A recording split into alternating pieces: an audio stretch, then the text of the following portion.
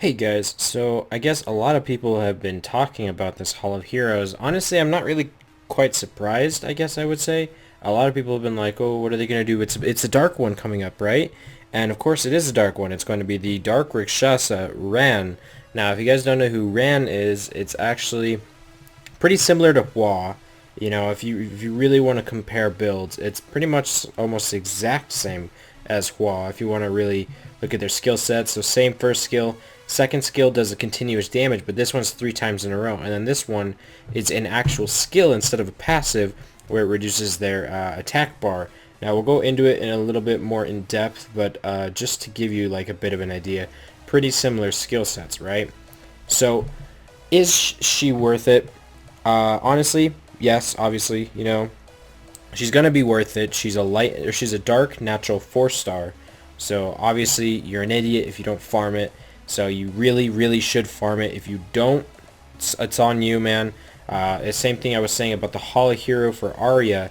Honestly, whenever a light and dark Nat 4 comes out for Holo Hero, you should most certainly get it. Even if it's not going to be good. Like Diaz was not considered good at the time. I got it, and then he ended up being farmable. Lynette, a lot of people didn't like Lynette Holo Hero, and I use her sometimes, you know, but it's good just to have them, right? So Ran, you should, or Ron, however you want to pronounce it, you should most certainly farm. I don't know, I guess a lot of people like to do these Holo Hero videos, and I just do them to just make sure that you guys know. You should farm every single Hall of Heroes, at least for one, okay? At least for one of them. Just in case they become fusion, or maybe they become good or useful later on. So that being said, let's actually look at her skill set.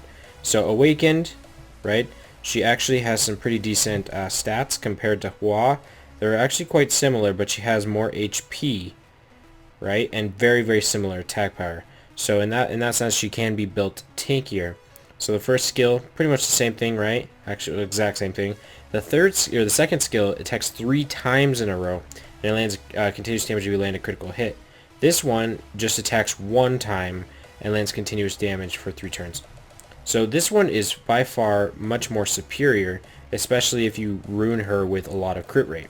This one attacks an enemy 4 times, decreasing the attack bar by 20% with a 75% chance for each attack. This attack is guaranteed to stun for 1 turn if the enemy's attack bar is depleted. So this is actually quite good. I actually want to go towards my guild mates. So we're going to go over here to Ariyuki. And that is because Ariyuki actually has Ran. I think Claytana also has one. I just want to show you the actual skill ups. So come over here. Just summoned her. So it actually does go up to 85% chance to reduce the attack bar. So it doesn't go up to the full 100% chance, but it does go down to 4 turn cooldown with an 85% chance to reduce the attack gauge by 20%. She's also capped off with the 25% attack power leader skill, which is not bad. It's universal, so that'd actually be pretty good for stuff like Necro. You could probably use it in Dragons B10.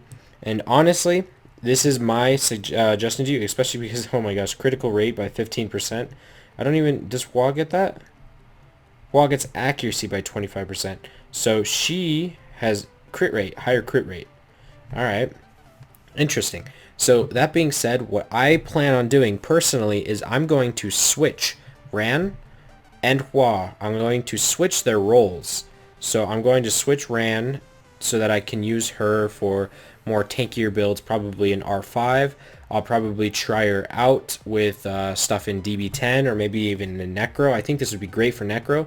If you think about it, slowness on first. You got dots and 3 times on the second one, and then 4 times on the third one. Plus the leader skill that's universal. So it's just good to have in case you don't have a leader skill to use. And it's a universal, or I mean, it's a neutral element, dark, right? So everything is neutral to it, or its advantage with light. So there you go. Easy to kill if the boss takes it for Necro.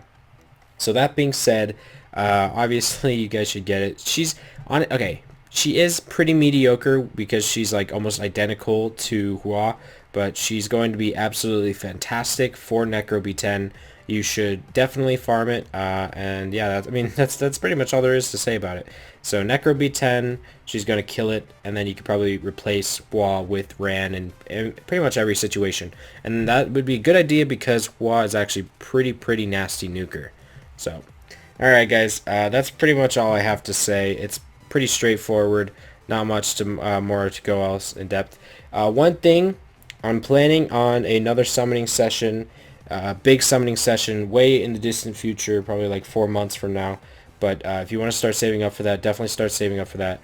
I hope you guys enjoyed, and I will see you guys next time.